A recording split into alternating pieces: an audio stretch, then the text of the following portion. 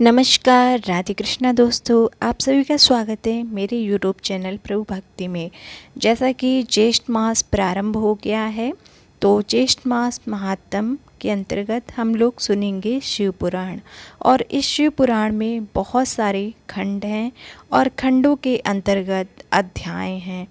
तो आज हम लोग पहला खंड जो है शिव पुराण महात्म का सुनेंगे और इसमें जो अध्याय है 1, 2 और 3 की कथा सुनेंगे।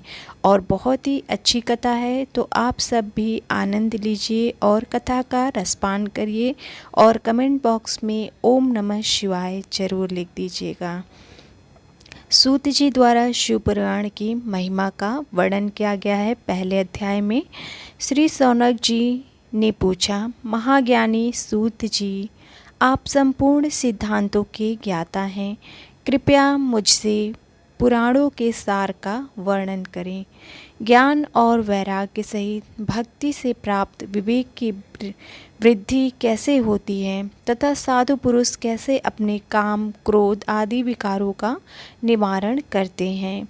इस कलयुग में सभी जीव आसुरी स्वभाव के हो गए हैं, अतः कृपा करके मुझे ऐसा साधन बताइए जो कल्याणकारी एवं मंगलकारी हो तथा पवित्र हो लिए हो।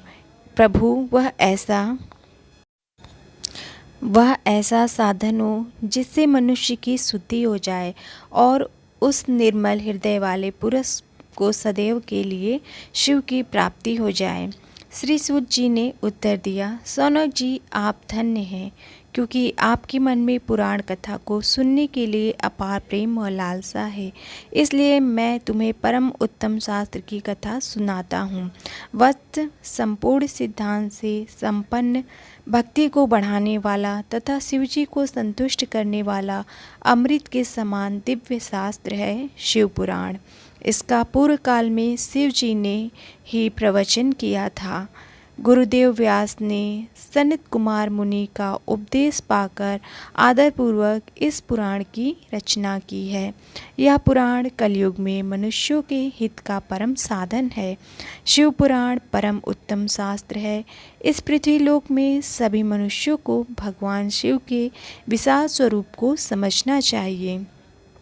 इसे पढ़ना एवं सुनना सर्व साधन है। यह मनोवांछित फलों को देने वाला है।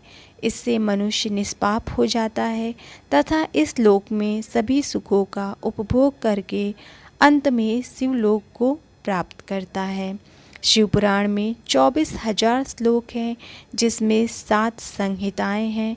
शिव पुराण परम ब्रह्मा परमात्मा के समान गति प्रदान करने वाला है। मनुष्य को पूरी भक्ति एवं संयम पूर्वक इसे सुनना चाहिए। जो मनुष्य प्रेम पूर्वक नित्य इसको बाँचता है या इसका पाठ करता है, वह निसंदेह पुण्यात्मा है। भगवान शिव उस विद्वान पुरुष पर प्रसन्न होकर उसे अपना धाम प्रदान करते हैं। प्रतिदिन आदरपूर्वक शिव पुराण का पूजन करने वाले मनुष्य संसार में संपूर्ण भोगों को भोग कर भगवान शिव के पद को प्राप्त करते हैं। वे सदा सुखी रहते हैं। शिव पुराण में भगवान शिव का सर्वस्व है। इस लोक और परलोक में सुख की प्राप्ति के लिए आदरपूर्वक इसका सेवन करना चाहिए। यह निर्मल शिव पुराण धर्म, अर्थ, काम और मोक्ष रूप चारों पुरुषार्थों को देने वाला है।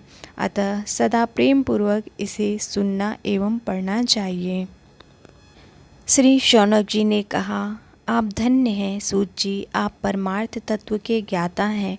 आपने हम पर कृपा करके हमें यह अद्भुत और दिव्य कथा सुनाई है। भूतल पर इस कथा के समान कल्याण का और कोई साधन नहीं है। आपकी कृपा से यह बात हमने समझ ली है। सूत जी, इस कथा के द्वारा कौन से पापी शुद्ध होते हैं, उन्हें कृपया पूर्वक बताकर इस जगत को कृतार्थ कीजिए। सूत जी बोले, मुने, जो मनुष्य पाप, दुराचार तथा काम, क्रोध, मद, लोभ में निरंतर डूबे रहते हैं, वे भी शिव पुराण पढ़ने अथवा सुनने से शुद्ध हो जाते हैं तथा उनके पापों का पूर्णतया नाश हो जाता है। इस विषय में तुम्हें मैं एक कथा सुनाता हूँ, सुनो। देवराज ब्राह्मण की कथा। बहुत पहले की बात है कि रातों के नगर में देवराज नाम का एक ब्राह्मण रहता था। वह ज्ञान में दुर्बल, गरीब, रस बेचने वाला तथा वैदिक धर्म से विमुख था। वह स्नान संध्या नहीं करता था तथा उसमें वैश्य वृत्ति बढ़ती ही जा रही थी। वह भक्तों को ठगता था। उसने अनेक मनुष्यों को मारकर उन सबका धन हड़प लिया था। उस पापी ने थोड़ा सा भी धन धर्म के काम में नहीं लगाया था। वह वेश्यागामी तथा आचार भ्रष्ट था। एक दिन वह घूमता हुआ देवयोग से प्रतिष्ठानपुर जा पहुंचा।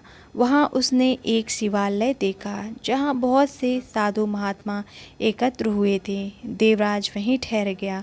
वहां रात में उसे ज्वर आ गया और उसे बड़ी पीड़ा होने लगी। वहीं पर एक ब्राह्मण देवता शिव पुराण की कथा सुना रहे थे।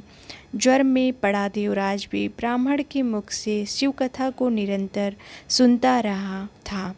1 मास बाद देवराज ज्वर से पीड़ित अवस्था में चल बसा। यमराज के दूत उसे बांधकर यमपुरी ले गए। तभी वहां शिवलोक से भगवान शिव के पार्षदगण आ गए। वे कर्पूर के समान उज्ज्वल थे। उनके हाथ में त्रिशूल, संपूर्ण शरीर पर भस्म और गले में रुद्राक्ष की माला उनके शरीर की शोभा बढ़ा रही थी। उन्होंने यमराज के दूतों को मार पीट कर जब कैलाश पर्वत पर देवराज को यमदूतों के चंगुल से छुड़ा लिया और वे उसे अपने अद्भुत विमान में बिठाकर जब कैलाश पर्वत पर ले जाने लगे तो यमपुरी में कोलाहल मच गया, जिसे सुनकर यमराज अपने भवन से बाहर आ गए। साक्षात रुद्रों के समान प्रतीत होने वाले इन दूतों को धर्मराज ने विधिपूर्वक पूजन कर ज्ञान दृष्टि से सारा मामला जान लिया। उन्होंने भय के कारण भगवान शिव के दूतों से कोई बात नहीं पूछी। तत्पश्चात शिवदूत देवराज को लेकर कैलाश चले गए और वहां पहुंचकर उन्होंने ब्राह्मणों को करुणावतारम भगवान शिव के हाथों में सौंप दिया। सौनक जी ने कहा, महाभाग सूत जी, आप सर्वज्ञ हैं। आपके कृपा प्रसाद से मैं कृतार्थ हुआ। इस इतिहास को सुनकर मेरा मन आनंदित हो गया है। अतः भगवान शिव में प्रेम बढ़ाने वाली दूसरी कथा भी मुझसे कहिए। तीसरा अध्याय, विदुंग ब्राह्मण की कथा। श्री सूत जी बोले, शौनक सुनो, मैं तुम्हारे सामने एक अन्य गोपनीय कथा का वर्णन करूंगा, क्योंकि तुम शिव भक्तों में अग्रगण्य व वेदवेत्ताओं में सर्वश्रेष्ठ हो। समुद्र के निकटवर्ती प्रदेश में वासकाल नामक गांव है, जहां वैदिक धर्म से विमुख महापापी मनुष्य रहते हैं। वे सभी दुष्ट हैं एवं उनका मन दूषित विषय भोगों में ही लगा रहता है। वे देवताओं एवं भाग्य पर विश्वास नहीं करते। वे सभी कुटिल वृत्ति वाले हैं, किसानी करते हैं और विभिन्न प्रकार के अस्त्र शस्त्र रखते हैं। वे व्यभिचारी हैं। वे इस बात से पूर्णतः अनजान हैं कि ज्ञान, वैराग्य तथा सधर्म ही मनुष्य के लिए परम पुरुषार्थ है। वे सभी पशु बुद्धि हैं। अन्य समुदाय के लोग भी उन्हीं की तरह बुरे विचार रखने वाले धर्म से विमुख हैं। वे नित्य कुकर्म में लगे रहते हैं एवं सदा विषय भोगों में डूबे रहते हैं। वहाँ की स्त्रियां भी बुरे स्वभाव की, स्वेच्छाचारिणी, पाप में डूबी, कुटिल सोच वाली और व्यभिचारिणी हैं। वे सभी सद्व्यवहार तथा सदाचार से सर्वदा शून्य हैं। वहाँ सिर्फ दुष्टों का निवास है। वासकल नामक गांव में विदुंग नामक एक ब्राह्मण रहता था। वह अधर्मी, दुरात्मा एवं महापापी था। उसकी स्त्री बहुत ही सुंदर थी। उसका नाम चंचुला था। वह सदा उत्तम धर्म का पालन करती थी, परंतु विदुंग वैश्यागामी था। इस तरह कुकर्म करते हुए बहुत समय व्यतीत हो गया। उसकी स्त्री काम से पीड़ित होने पर भी स्वधर्मनाश के भय से क्लेश सहकर भी काफ़ी समय तक धर्म भ्रष्ट नहीं हुई, परंतु आगे चलकर वह भी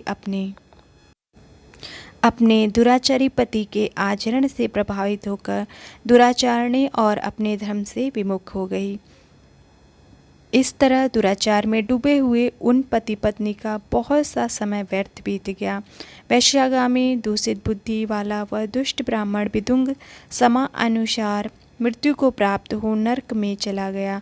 बहुत दिनों तक नरक के दुखों को भोग कर वह मूढ़ बुद्धि पापी विंध्य पर्वत पर भयंकर पिशाच हुआ। इधर उस दुराचारी विदुंग के मर जाने पर वह चंचुला नामक स्त्री बहुत समय तक पुत्रों के साथ अपने घर में रहती रही।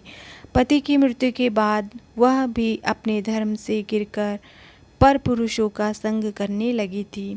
सतियाँ विपत्तियों में भी अपने धर्म का पालन करना नहीं छोड़ती। यही तो तप है। तप कठिन तो होता ही है, लेकिन इसका फल मीठा भी होता है।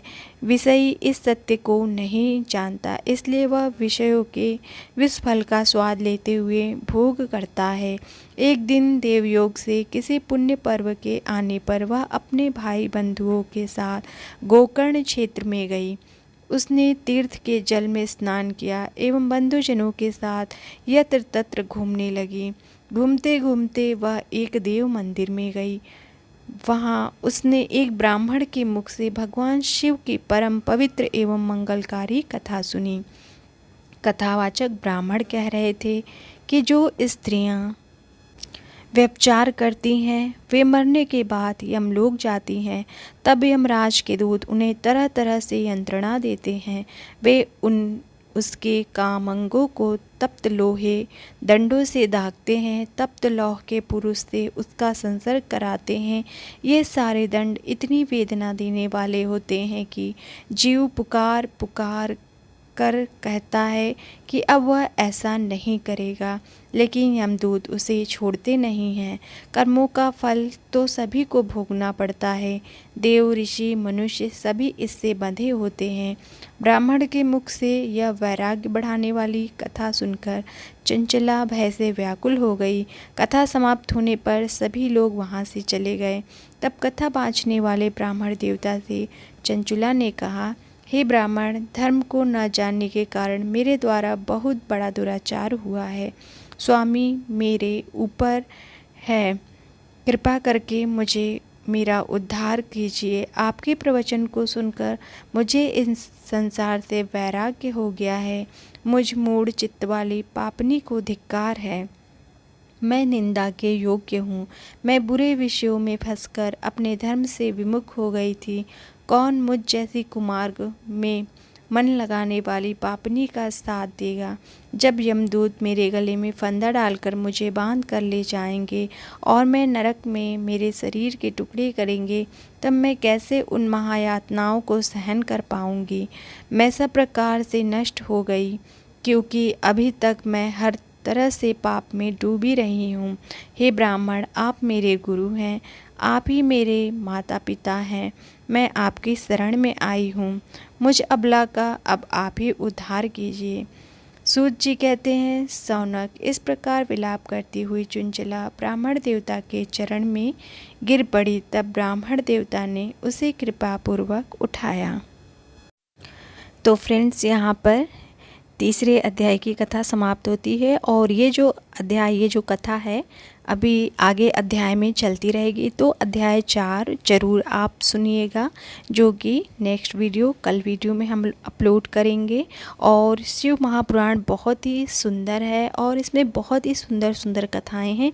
तो आप लोग शुरू से अंत तक ज़रूर सुनते रहिएगा। ज्येष्ठ मास में शिव महापुराण महात्म्य की कथाएँ।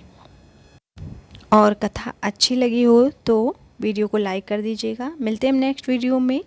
तब तक के लिए राधे राधे, और चैनल को सब्सक्राइब जरूर ही कर लीजिएगा ताकि आगे भी आने वाली वीडियो आप सुन सकें और देख सकें। तब तक के लिए राधे राधे फ्रेंड्स। ओम नमः शिवाय।